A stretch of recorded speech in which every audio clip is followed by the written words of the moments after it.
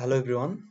Today I would like to discuss about Kant. You know that Kant is a modern philosopher and he has written several books: Critique of Theorism, Critique of Practicalism, Critique of Judgment, and Fundamental Principles of Metaphysics and Morals. Also, there are lots of books he has written in his life. So right now we would like to see that what type of things he has discussed in his philosophical aspects. And as a philosophy student, we need to know about Kant. And he is a really critical philosopher and complex philosopher from my side. For that reason, I'm really interested to discuss about him. So let's see what I want to discuss today. So first of all, we would like to see the architect of enlightenment, Kant's critical philosophy. So enlightenment, Kant's critical philosophy. So before starting this video, I have explained that today I would like to say about Kant's, and we'll discuss about critical philosophy. So concise guide for philosophical student on how Kant reconcilize the ration or empiricism, introduce the synthetic prior judgment and the stage of Copernican revelation in epistemology, visual, scholarly, and structures for classroom discussion. So he exactly at first we would like to know that he tries to connect to ideas or theories. Like first one is that empiricism, second one is that rationalism, and he believes that first knowledge comes from experience, after that he connects to ideas or to theories. First one is that rationalism or empiricism, second one is the rationalism, and he tries to connect two theories. After that he established a new theory that's called the critical philosophy of Kant. So that's the exact idea. So next we would like to see the agenda. Before uh, going to the whole ideas, or before going to discuss the whole ideas, we would like to see that what type of things we would like to discuss about the classes. So first of all, we would like to know that historical context. Second one is that Kant's response, key concepts, three critiques, example, analogy, and takeaways. So let's see. So historical context, enlightenment and the crisis of certainty. So what is right and what is wrong? We have to understand that rationalism or ration is right, or empiricism is right. So we have seen that two dividers is here, and they are trying to discussing different type of things, or like they are try to debate, right? So Kant writes during an era that prizes journal justification over the authority, the dominant debates. Two parties is here. One side is that try to say they are trying to say that knowledge comes from a ration, Descartes, Leibniz, they are trying to say that knowledge comes from ration. On the other hand, we can say that we would like to see that other opposite domain debaters, they are trying to say that knowledge comes from experience. So they are empiricists. Okay, but in that cases, our uh, Kant trying to say that no, knowledge, ration plus empiricism, both are important to make exact knowledge. But uh, he he shares that uh, at first we'd like to we know that at first knowledge comes from experience. After that we will connect to theories. After that he established a new theory like critical philosophy. And lastly we can see that Hume is skeptic, especially about the causality and the induction, expose a gap that can't shout to the breeze, and he try to establish a new breeze about two theories. Like we would like to say that it's a one kind of breeze. If I want to give a breeze that will be connect to ideas. So let's see next. So Hume's work of the call and Kant's project. So Kant is skeptic. Kant is a critical philosopher. On the other hand, David Hume is a skeptic philosopher, and he say try to say it. Kant try to say it.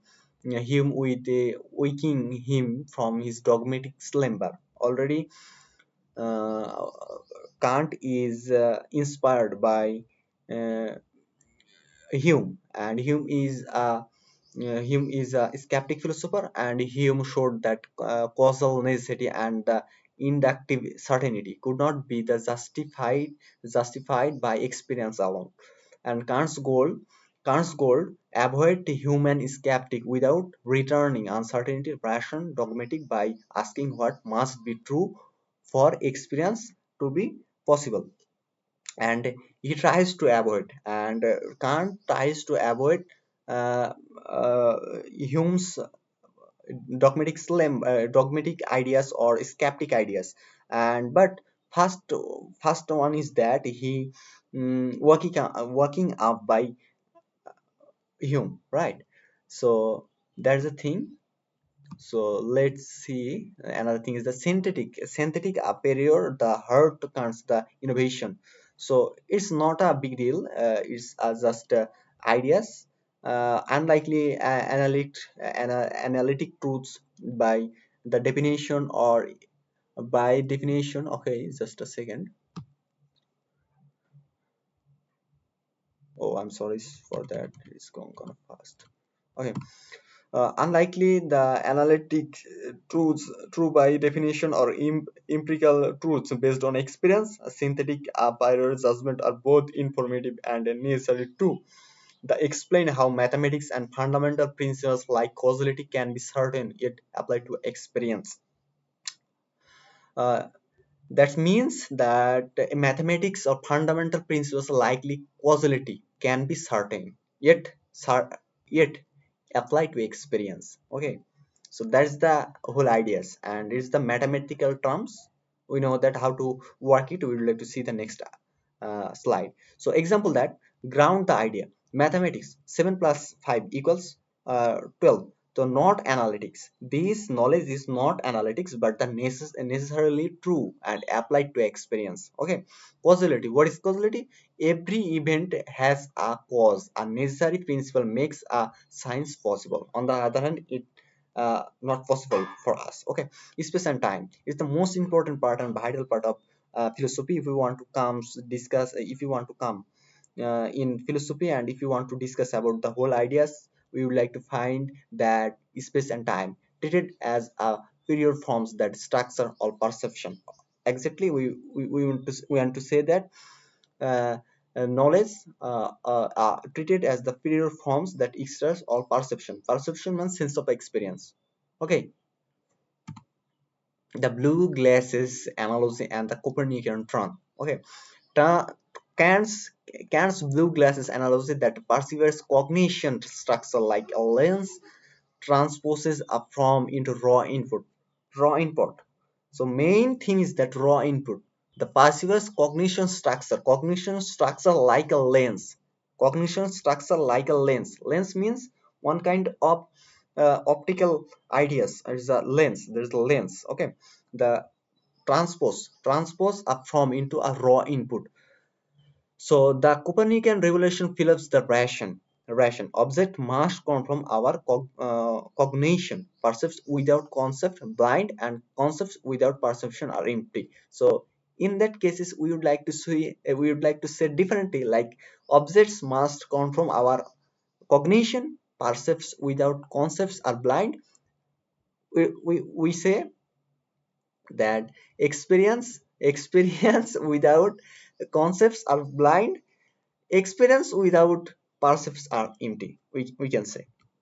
So transcendental method and the categories, the form of intuition. What is intuition? Intuition is a higher knowledge. We cannot find out our uh, in our cognitive bias. We cannot find out that ideas in our cognition. So how to find out the intuition ideas? So spend space and time. If we want to go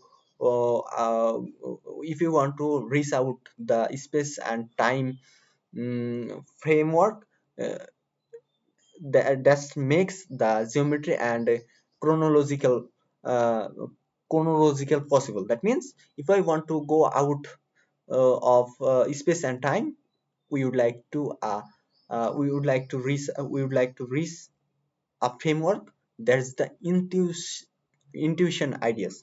Second one is the categories of the understanding. Concept such as causality, unity, plurality, logical tools the mind uses to organize experience. Okay, categories. 12 categories is here. He tries to say concept has a causality, unity, probability, logical tools. The mind uses the organized experience. So 12 categorical understanding help you to organize the experience. So if we want to move back to the first one, we'd like to see that causality, unity, plurality, and logical tools. The mind uses the organized experience. Okay, so transcendental arguments. What is transcendental arguments? The show who is the cognitive structure must obtain from experience and also observed knowledge to be possible. Transcendental arguments, it's possible. So how to possible this knowledge? So that is why this theory explains that structure must obtain for the experience and object knowledge to be possible. Yes, transcendental say arguments we would like to find out. So before discussing before starting these classes, I have explained he he has written some books, and famous book is here, Critique of Pure Reason. Is epistemological based. Second one is the Critique of Practicalism. It's the morality based, and critical of judgment, aesthetics based. Yeah, okay, it's not a important things. Okay, key takeaways the further reading. So primary text, critique of pure reason, critique of particularism, critique of judgment. Secondary source, accessible uh, commentaries on the transcendental deduction to synthetic failure. And seminar question is that is Kant's Copernican model compatible with the significant realism? How perceive are the transcendental argument today? Okay, that's enough. So I have tried to show the whole ideas of Kant's, how to think Kant's, and what is the main idea of this theory. And we have find out some ideas that how to work transcendental theory, how to works posterior knowledge and posterior knowledge, and how to connects to ideas rationalism, rationalism. Second was that uh, empiricism, and after that he connects up Beres. After that he established a new theory that's called the critical philosophy of Kant, and that's the main idea. And how what type of source is here he tries to explains. So that's the thing. So if you are really interested to know about that type of things, please comment below. I would like to record that type of videos next time. And I have a YouTube channel philosophy, you can subscribe, and you can help me to increase or develop my skills or channel growth. So have a good one, see you some other time. Assalamu alaikum.